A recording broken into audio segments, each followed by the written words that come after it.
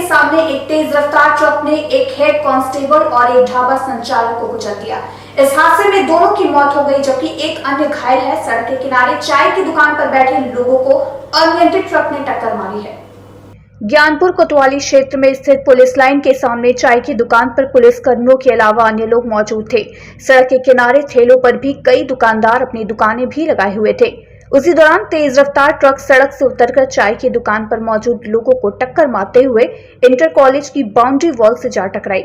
इस घटना में ज्ञानपुर के सीओ ऑफिस में तैनात मुकेश यादव नामक हेड कांस्टेबल और ढाबा संचालक अशोक कुमार पांडे की मौत हो गई, जबकि एक अन्य व्यक्ति घायल है। हादसे में 2 मोटरसाइकिल, एक साइकिल और सड़क के किनारे लगी कई दुकानें क्षतिग्रस्त हुई हैं। घायल का अस्पताल में इलाज कराया जा रहा है, जबकि मृतक हेड कांस्टेबल और ढाबा संचालक के परिजनों को सूचना दे दी गई है। अब पुलिस के द्वारा मामले में अन्य विधिक कार्यवाही की जा रही है। पुलिस अधीक्षक ने बताया कि ट्रक के पास से एक शख्स को हिरासत में भी लिया गया है। सर जी, यहाँ पे हम तो 2 लोग बैठे थे पहले से। अंदर एक अन्य लाइन के थे और एक अंदर बाहर का था। 2 लड़के आए थे और वो लोग, हम चले गए चाय पीने के लिए और ये ट्रक वाला उधर से आया, एक बैग मार दिया, वो 2 लोग खत्म हो गए। कुल कितने लोग इस घटना में, कितने लोग मौत हुई? इसमें 2 लोग का हुआ है मौत। आप यहाँ क्या करते हैं? अंडा की दुकान लगाते हैं, ठेला सेला पूरा टूट गया हमारा। ये ज्ञानपुर थाने में पुलिस लाइन के पास में एक ट्रक अनियंत्रित होके जो सड़क के किनारे कुछ दुकानें थी उनमें घुस गया था और इस एक्सीडेंट में दुखद तरीके से हमारा एक भदोई में तैनात हेड कांस्टेबल और एक गोपीगंज के एक व्यक्ति की मृत्यु की अभी तक की सूचना है। और इसके अलावा हम लोग अभी बचाव कार्य कर रहे हैं। घायलों की जो सूची है उसको बाद में अपडेट किया जाएगा। इस संबंध में हम लोग अभी जानकारी कर रहे हैं, लेकिन प्रत्यक्षदर्शियों ने बताया है कि कुछ तेज़ स्पीड में था और अनियंत्रित होकर वो दुकानों में घुस गया था। चालक से पकड़ लिया गया? अभी जो हिरासत में लोग हैं उनसे पूछताछ की जा रही है। इस बारे में शीघ्र ही अपडेट किया जाएगा। उत्तर प्रदेश में योगी सरकार द्वारा अवैध कब्जा करने वाले भू माफियाओं के विरुद्ध कार्रवाई जारी है। प्रदेश सरकार ने सोनभद्र के एक होटल और एक दुकान पर बुलडोजर चलाकर उसे ढा दिया है। मामला शक्तिनगर थाना क्षेत्र के बस स्टैंड के पास का बताया जा रहा है, जहां राहुल पैलेस नामक एक होटल और एक दुकान पर योगी सरकार का बुलडोजर चला है। प्रशासन का कहना है कि एनसीएल की जमीन पर जबरन कब्जा करके बनाए गए होटल व दुकान को गिराया गया है। ये कार्रवाई पुलिस ने बीते शाम की है। कार्यवाही के दौरान मौके पर स्थानीय थाने के प्रभारी, क्षेत्राधिकारी समेत भारी पुलिस बल, पीएसी जवान व एनसीएल सुरक्षा कर्मी तैनात रहे।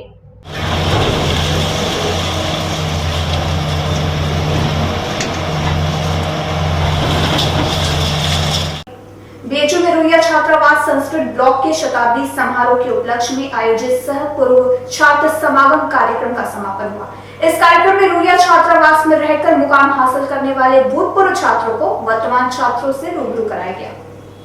संस्कृत मातृभाषा नहीं अपितु जीवन जीने का साधन है। छात्रावास में रहकर अध्ययन करने वाले छात्र घर परिवार के साथ रहकर पढ़ने वाले छात्रों की तुलना में अत्यधिक ज्ञान प्राप्त करते हैं। यही कारण है कि प्राचीन भारतीय शिक्षण पद्धति में गुरुकुल परंपरा का सभी वर्णों के लिए अनिवार्य विधान था, जिसमें गुरुओं की देखरेख में गुरुकुल में अंतेवासी के रूप में रहकर अध्ययन कराया जाता था, जो छात्र के सर्वांगीण विकास में अपनी महत्वपूर्ण भूमिका निभाते थे। उक्त बातें सारस्वत अतिथि के रूप में उपस्थित प्रोफेसर उपेंद्र पांडे ने अपने संबोधन में कही। प्रोफेसर पांडे ने रुइया छात्रावास में छात्र के रूप में 5 वर्ष व प्रशासनिक संरक्षक के रूप में 7 वर्ष दायित्व निर्वहन किया है। रुइया छात्रावास में आयोजित सह पूर्व छात्र समागम समापन समारोह के मुख्य अतिथि के रूप में उपस्थित छात्र अधिष्ठाता प्रोफेसर ज्ञान प्रकाश सिंह ने अपने उद्बोधन में कहा कि ज्ञान एक सागर है जो बांटने से घटता नहीं, अतः हमें अपने ज्ञान का निरंतर प्रचार प्रसार करना चाहिए। देखिए, विगत 3 दिनों से यह हमारा कार्यक्रम चल रहा है। आदरणीय रुइया परिवार के द्वारा रुइया छात्रावास का निर्माण संवत 1978 में किया गया। आज 100 वर्ष पूरे हो गए हमारे छात्रावास को, और यह सबसे आश्चर्य है कि मालवीय भवन और कुलपति निवास बनने के बाद पहला छात्रावास है जहां वेदध्वनि सुनते हमारे अकस्मात महामना पंडित मदन मोहन मालवीय जी आ जाया करते थे और वेदध्वनि सुन करके हमारे बच्चों को आशीर्वाद दे करके और चली जाती थी। तो इतना प्राचीन यह रुइया छात्रावास जो है हमारा संस्कृत के छात्रों का, यह 3 दिनों से उत्सव मना रहा है। पहले दिन रुद्राभिषेक और शंकर जी का एक मंदिर है हमारे रुइया छात्रावास प्रांगण में, वह रुइया छात्रावास के साथ ही बना। वहाँ महाआरती का आयोजन किया गया था, शाम को सवेरे रुद्राभिषेक हुआ। कल उद्घाटन समारोह में हमारे देश के विभिन्न प्रांतों से करीब करीब 100 के आसपास जो हमारे पुरातन छात्र हैं वो भाग लिए। सब एक से एक सेना में अध्यापक हैं, कुलपति पद पे हैं, जो भी रहे वे सारे समाहित हुए। कल हमारा कार्यक्रम उद्घाटन के साथ प्रथम सत्र भी संपन्न हुआ। आज द्वितीय दिवस है। शाम को कल संध्या कार्यक्रम में संगीत संध्या भी प्रस्तुति हुई हमारे बच्चों के द्वारा, जो अलौकिक थी। बांसुरी पे हाथ, तबला पे हाथ, कथक पे रमणीक चंद्र ने ऐसा कथक किया कि लड़कों को ये समझ भी नहीं आ रहा था कि ये लड़की है कि लड़का है। इतना अद्भुत प्रदर्शन था बांसुरी का। भगवत शरण शुक्ल जी का बांसुरी वादन 65 की अवस्था में उन्होंने जो बांसुरी बजाई वह सुनने लायक था। इसी तरह आज भी का कार्यक्रम हमारा प्रथम सत्र में सम्मान किया गया। जितनी अतिथि आए हैं सबका। अक्षय तृतीया के उपलक्ष्य में सामूहिक गायत्री महामंत्र जप साधना, गायत्री महायज्ञ, गरीबों निराश्रितों को भोजन वितरण संघ आगामी 8 मई को 10 सहस्त्र युवाओं द्वारा सामूहिक सूर्य अर्घ्य दान के सफल संचालन हेतु तैयारी संगोष्ठी का आयोजन किया गया। इस तैयारी संगोष्ठी का आयोजन गायत्री परिवार रचनात्मक ट्रस्ट ने किया। गायत्री तीर्थ शांति कुंज हरिद्वार के तत्वाधान एवं युवा प्रकोष्ठ वाराणसी के संयोजन में आगामी 7 मई को विशाल राष्ट्र जागरण दीप महायज्ञ एवं 8 मई को 10 सहस्त्र युवाओं द्वारा काशी के समस्त गंगा घाटों पर सामूहिक सूर्य अर्घ्य दान का आयोजन किया जा रहा है।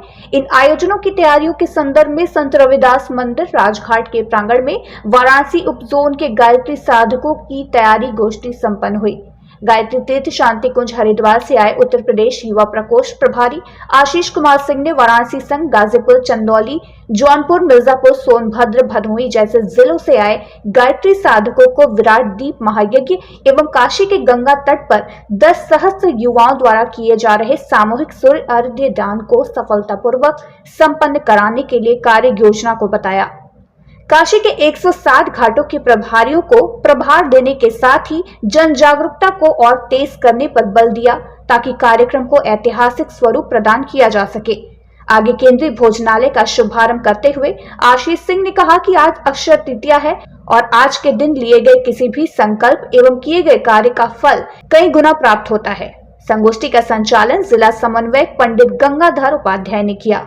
ड्रोन कैमरा, उसकी परमिशन और LED और कैमरा, ये सारा काम जो है एक बार हो जाए। और अभी एक और चीज़ आप बोल रहे थे फोटोग्राफी का, कि नाव पे करके फोटोग्राफी करें। मीडिया वालों को आप नाव पे कर सकते हैं, हम भी अपने मीडिया वालों को नाव पे लगा देंगे, मगर सही यदि विजुअल है तो वो ड्रोन रहेगा तो हमारे लिए काम कर रहा है। तो इसलिए ड्रोन। मिर्जापुर में भाजपा समर्थक मुस्लिम महासंघ द्वारा नई कार्यकारिणी का गठन किया गया।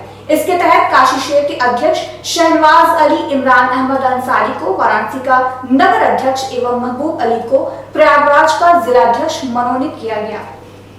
भाजपा समर्थक मुस्लिम महासंघ द्वारा जिले में गठित नई कार्यकारिणी की सूचना प्रदेश उपाध्यक्ष दीपक मालवीय ने दिया। उन्होंने बताया कि मिर्जापुर के कंतित शरीफ कैंप कार्यालय में प्रदेश अध्यक्ष एजाज अहमद का आगमन हुआ, जहां कार्यकर्ताओं द्वारा उनका माल्यार्पण कर स्वागत किया गया। इसी दौरान प्रदेश अध्यक्ष ने नई कार्यकारिणी के काशी क्षेत्र अध्यक्ष, वाराणसी नगर अध्यक्ष एवं प्रयागराज के जिलाध्यक्ष की घोषणा की और उनके उज्जवल भविष्य की कामना भी की। आज हमारे राष्ट्रीय अध्यक्ष जनाब अकील अहमद खान साहब के निर्देश पर भारतीय जनता पार्टी समर्थक मुस्लिम महासंघ का विस्तार किया गया है। उसी कड़ी में हमारे काशी क्षेत्र के अध्यक्ष जनाब शहनवाज अली और वहाँ के नगर अध्यक्ष इमरान अंसारी जी को और इलाहाबाद का जिलाध्यक्ष महबूब अंसारी को नियुक्त किया गया है।